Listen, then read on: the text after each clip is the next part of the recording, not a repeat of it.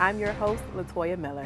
In this segment, we cover an important national update, the development of a mascot for Longwood, Women's Lacrosse Senior Night with Alex Myers, a recap on storm and tornado damage, and finish up with sports.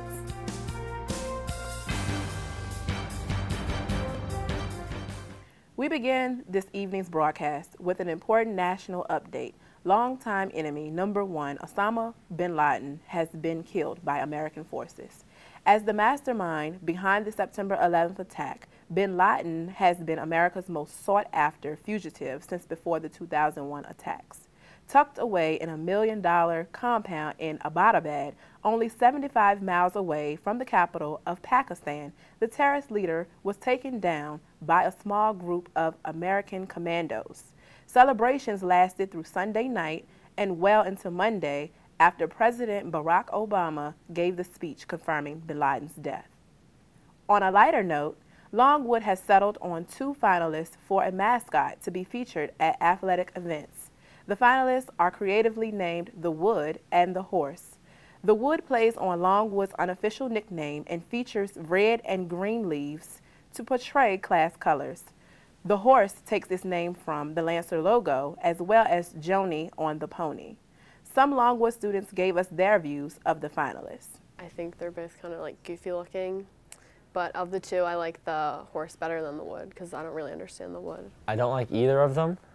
I wasn't at the midnight breakfast when they were shown. I just got the email from Tim Pearson. And the one with the Wood, I think you couldn't possibly put it out. I really like the Horse. I feel like it makes sense with the logo. I do not like the Wood at all. Definitely. I think when there's a mascot at any game, people are more excited. They'll be more likely to cheer. I'm super excited that we finally are doing a mascot because we've needed one for a long time now. Voting has begun and will continue until the 9th. The winner will be unveiled at the game on August 21st. We now turn to Alex Myers for her coverage of the Longwood Women's Lacrosse Senior Night game.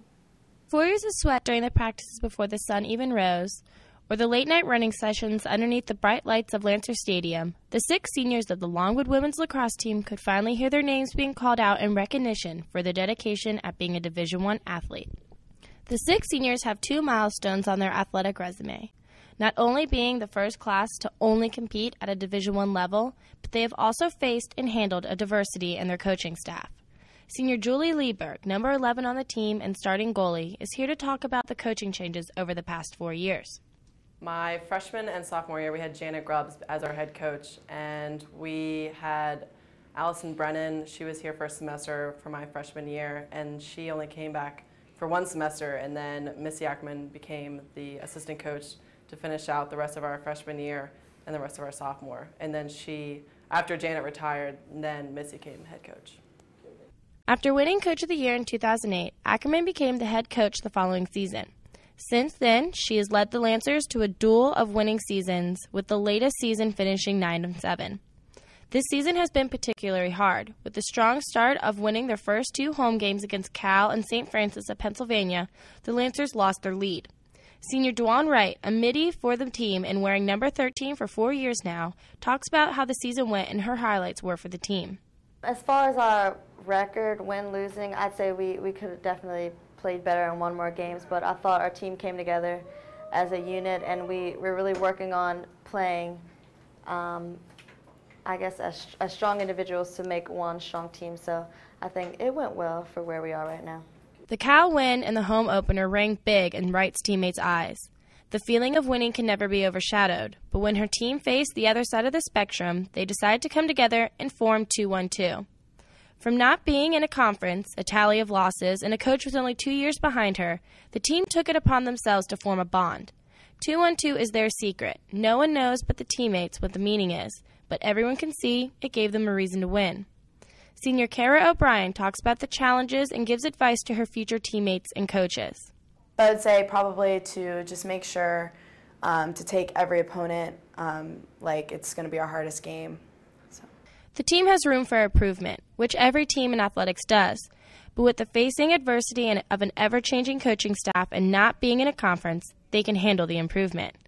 Look to longwoodlancers.com for the upcoming schedule for the 2012 women's lacrosse season. Thanks, Alex.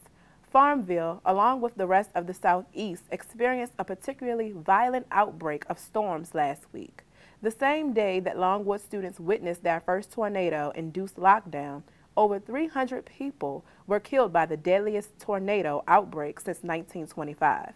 Luckily for Longwood and its students, the weather has greatly improved for exam week.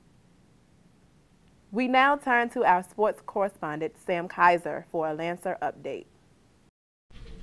I'm Sam Kaiser with your sports recap. Lacrosse, softball, and baseball are all wrapping up winning seasons.